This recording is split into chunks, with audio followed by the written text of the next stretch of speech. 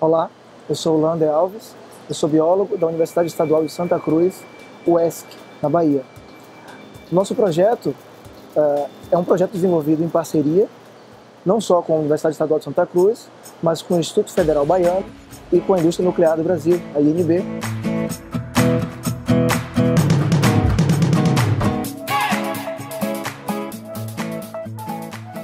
O Brasil possui a sétima maior reserva de urânio do planeta. Essas reservas estão em depósitos minerais e um desses depósitos se localiza na região sudoeste da Bahia, no município de Caetité e Lagoa Real. Chama-se Província Uranífera de Lagoa Real. Parte dessas reservas é explorada por uma mina, pelo governo brasileiro, na única mina em operação na América do Sul, em toda a América do Sul.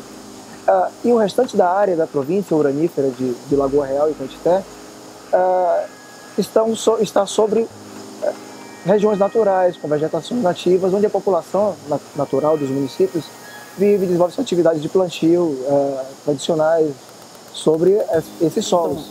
A gente sabe que o urânio é um elemento, além da sua vasta importância, todo mundo que a gente conhece, na sua vasta importância na matriz energética mundial, né, responsável por até 15% da produção de energia mundial do planeta, ele também é um elemento que pode ser perigoso pela sua toxicidade química e radiológica, né? Então, sabe-se ainda também que o urânio ele pode se acumular na cadeia alimentar. Então, ele estando no solo, as plantas podem ter a capacidade de remover esse urânio do solo e passar para as suas partes, que a gente chama de parte aérea, toda aquela que está acima do solo, né? Suas folhas, troncos e frutos. Esses frutos, eles podem ser consumidos, essas folhas e frutos podem ser consumidos pela população humana, pelos animais, como gado, né, como boi, vaca e gado, que acaba sendo consumido pelo ser humano também. Então, esse elemento, o urânio, ele pode acabar se acumulando na cadeia alimentar. Essa é uma condição que uma população que vai estar localizada, digamos assim, em cima de uma reserva, ela está mais sujeita, talvez, possivelmente, a acumular ao longo da vida o urânio. Então essa é uma oportunidade interessante da gente estudar uma possibilidade de a gente desenvolver um filtro biológico, uma ferramenta biotecnológica, podemos chamar assim, que seja capaz de permitir uma redução da capacidade de translocação, vamos chamar assim, translocação, passar do solo para as folhas e para os frutos desses elementos e, consequentemente, reduzir a quantidade de urânio que pode ser acumulada nas frutas e passada pelos seres humanos. Nesse contexto, o fungo micorrízico, na verdade, é um micro-organismo do solo que faz uma espécie de interação entre o solo e a planta, numa relação benéfica, uma relação de parceria entre os dois organismos. O fungo absorve do solo água e nutrientes, passa para a planta e a planta devolve para ele elementos produzidos como açúcares e eles vivem em equilíbrio. Esse tipo de parceria pode ser usada a nosso favor, não só para melhorar a produtividade das plantas, mas reduzir ou filtrar elementos que não são elementos químicos, minerais do solo, que não são favoráveis à planta. E nesse caso a gente já conhece alguns estudos que os fungos micorrízicos, eles agem como verdadeiros filtros, eles acabam conseguindo impedir que o urânio passe da raiz para a parte aérea. Uma oportunidade interessante é a gente tentar aumentar a eficiência das atividades de recuperação que a mina já faz. A mina normalmente ela utiliza a vegetação, fazendo uma cobertura dos materiais de rejeito de mina, uma cobertura vegetal.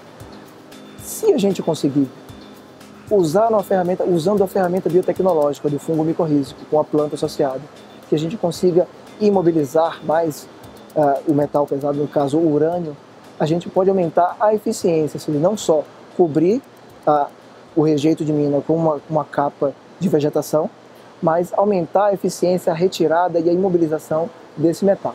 Então, na pesquisa, a gente pensou em duas linhas, duas vertentes iniciais. Aumentar a eficiência da biorremediação através do micro-organismo e reduzir a transferência para a parte aérea de plantas que sejam utilizadas para alimentação pela população local. Os processos biológicos que envolvem a transferência de um elemento do solo para uma planta e para um ser, um animal que vai consumir aquela planta, são processos bastante complexos, né? Porque existe uma série de atores envolvidos nesse processo, não é simplesmente uma passagem direta, condições químicas, físicas do solo, condições dos micro-organismos, dos organismos todos envolvidos, complexidade ambiental. O síncrotron, nesse aspecto, é uma ferramenta, né? Ele permite uma maior aproximação da realidade no momento que eu consigo analisar uma amostra viva com o solo, a planta interagindo com o solo e a transferência desse material direto na planta. Ela é uma ferramenta que permite localizar diretamente no sistema onde está o metal, nesse caso o metal urânio que a gente está tentando avaliar, onde ele está no solo, como ele se dispõe, vamos dizer assim, como ele está distribuído ali na interface da raiz com o solo e com o micro-organismo, a micorriza atuando também, e como, quando ele entra, se ele entra na planta, permitindo uma verdadeira localização visual. A gente consegue ver a manchinha lá do elemento que a gente está interessado em desenvolver.